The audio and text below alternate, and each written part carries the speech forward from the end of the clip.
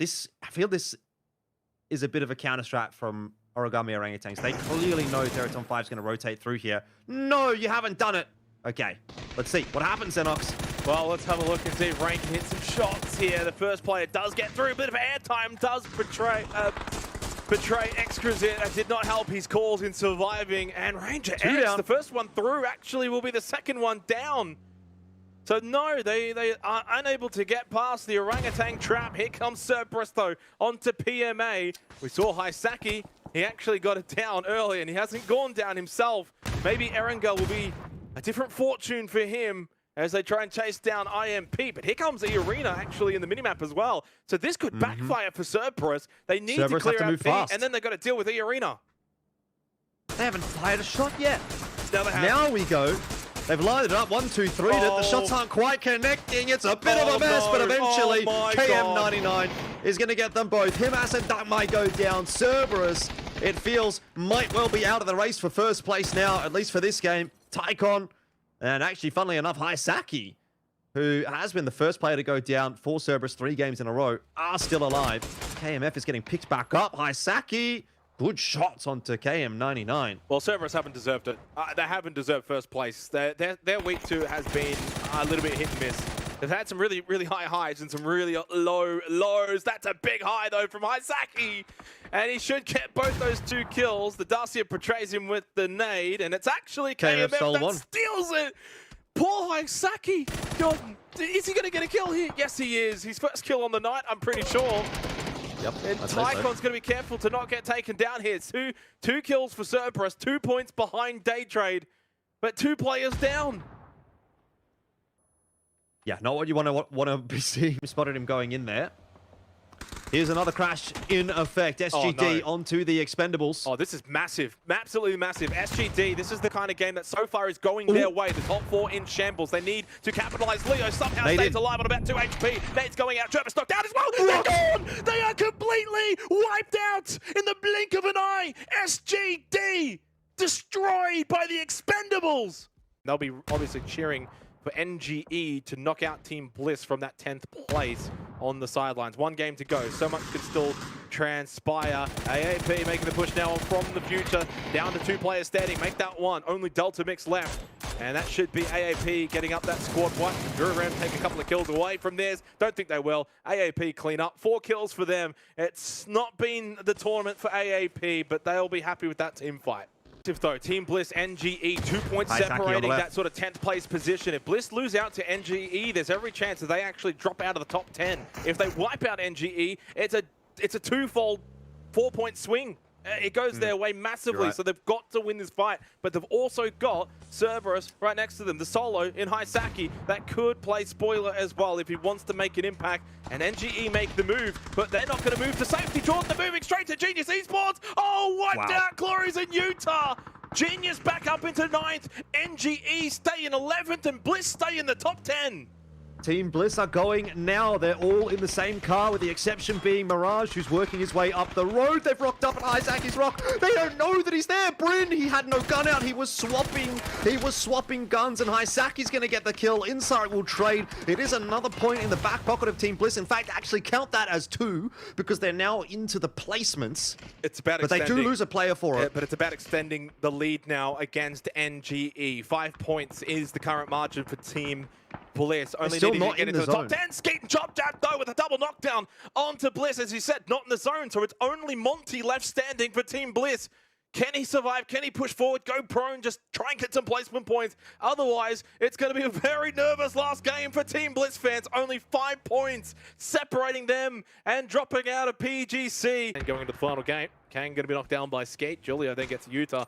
Genius Esports trying to push forward. Orangutans have some kind of hold here on MS Chonburi, but by getting rid of Kang and Nikita, they have broken this barricade very easily for MS Chonburi. Orangutans out in 6th. Down to our final 5 teams for our second last game of PCS7. Apac Glory stays alive, just barely gets into the smoke. Can first aid kit, throws out the nade first.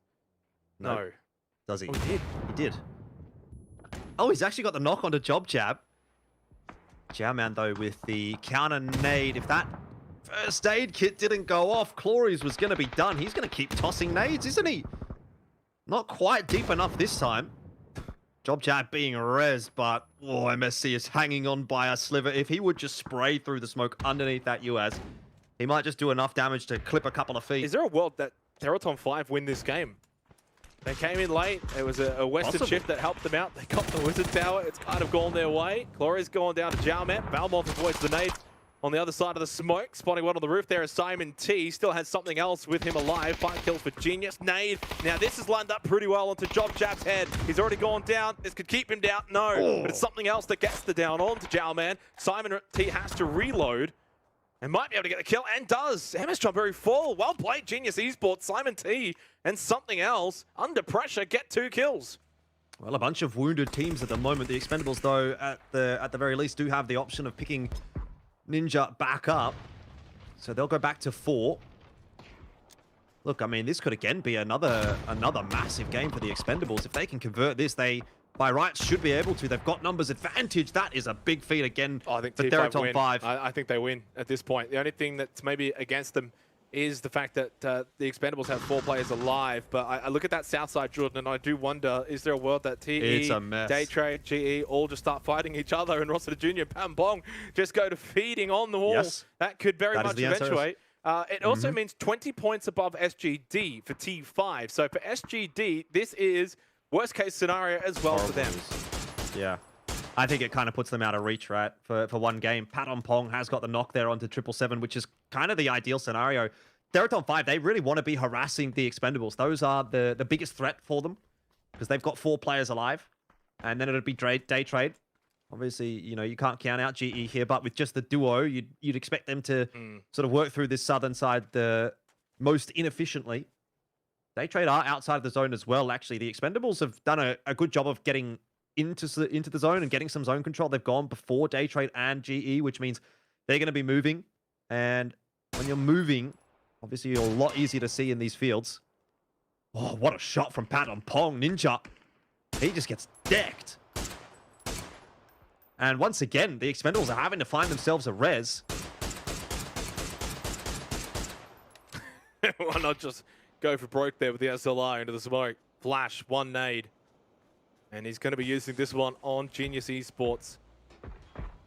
Hooks it for what feels like forever as he timed it perfectly. Oh, he hasn't even made the distance. Simon T able to drive away from that position. Balmoth up close inside of the smoke. So obscuring the vision onto something else. He did land a tag though. So he got something onto something. 2 kills only this game for Day Trade. I tell you what, John, it's only 7 points to Cerberus. So they haven't really been able to extend this lead. So going into the final game, that top spot is still going to be a factor. It's still something to keep in mind for who's going to win this event.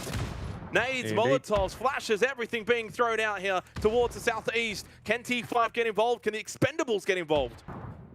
Well, they need to be careful. They don't go down to the zone here. Day Trade, that's a good knock onto 777. You know, how many times have the Expendables lost a player only to get them back up? Something has to give at some point. Rossiter Jr. has pushed his way forward. This is so greedy. And it hasn't worked out. He got the knock onto Simon, but he'll be finished off. So that all but removes the opportunity for Teraton 5 to win, in my opinion. Patton Pong would need a lot of things to go his way to actually win this from here. If it was a duo, I'd give him more of a chance. Title. Day Trader looking to win for the 2nd time in a row. PCS6 winners, looking for PCS7 winners. Oh, Patton Pong just steps up for all of a second, Jordan, and he gets lit up, destroyed. The T5 don't end up winning. Only having the 2 players did not help them. Flash! Oh, feeding frenzy onto the running Expendables. He got 1 onto Duck Juice, but 777 makes it into the compound. He's on fire! He's on fire! 4 health points, stays alive, heals up, gets the revive. I don't know about gets the revive just yet. Belmoth has gone for a mad wrap through the north, and he is about to find an angle. Not only should he be able to deny that revive, but he might be able to get another knock. The smoke down is keeping them safe for the moment, but I just don't know that they're going to be prepared for Belmoth behind them. Even though they do get that res off, he is in a massive position to strike, and this is reminiscent of what he did in week 1 as well. Remember that sneak forward on the Wrangle when we were down on the military island. He needs 2 here, though. This could be the tournament for Day Trade. This could be back-to-back PCS events. Of course, 1 game to go after this. one more game. But if you wipe out the Expendables and get the win, there's an extra 8 points up for grabs to be an 18-point lead going into the final game. Oh, Ninja just set down. No chance against Pubg. Belmoth should get that kill on 777. No, he makes it up. I don't think he wants to give away his position. He could creep right up to the Wizard Tower. 777, big knockdown. Pubg is gone with a bit of help from Duck Juice. Belmoth, he's got to make something happen, Jordan. He's got to get moving. He's waiting for the perfect time, though, isn't it? He is really being patient. He's the silent assassin at the moment. But it remains to be seen if it's going to end up being worth it. The Expendables are still looking for Flash. They have not thought about Belmoth just yet. They've got to be wondering what is up. Where is this third player? They see Flash. Shots coming through now. And to be honest, Flash's position is starting to become more and more tenuous as that zone pushes in. You have to go now. Belmoth, you are running out of time. He's fired a shot. He's waited too long. He didn't get enough done. And the Expendables have another win. Wow. 11 points the gap going into the final game, Jordan, for top spot. And yeah, as you just said, another win for the Expendables. Back-to-back victories, 3 now for the tournament, and suddenly into the top 4, I think maybe even top 3 for the week, maybe even almost second for the week.